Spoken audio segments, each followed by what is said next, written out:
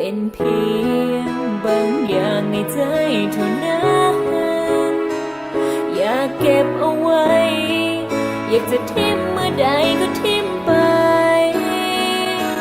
เมื่อความรักเป็นเพียงเศษใจที่ลางเหลือเจ้าทำเหมือนบอกแค่กันเลยเพียงนี้เจ้าคงบอกผิด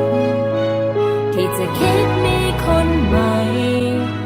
ทำใจให้มันจบทุกอย่างตอนนี้แล้วจะหันหน้าแล้วเดินจากไปทั้งที่ใจยังหา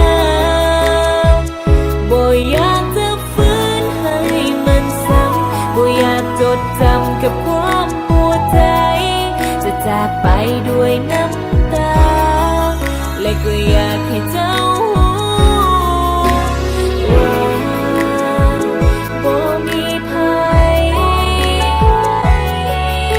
จะหาเจ้าได้เท่านี้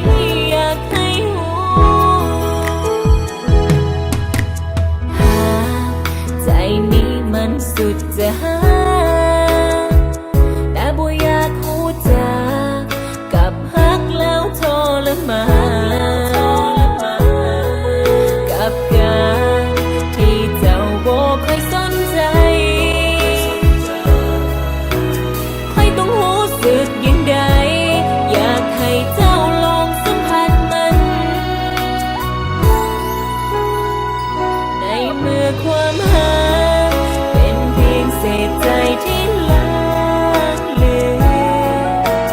เจ้าทำเหมือนบอกแค่กันเลยเพียงนี้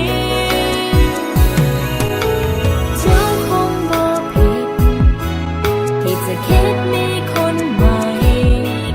ทำใจให้มันจบทุกอย่างตอนนี้แล้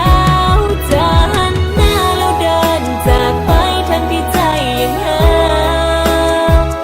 บ่อยากจะฟื้นให้มันซ้ำบ่อยากจดจำกับความปวดใจจะจากไปด้วยน้ำตา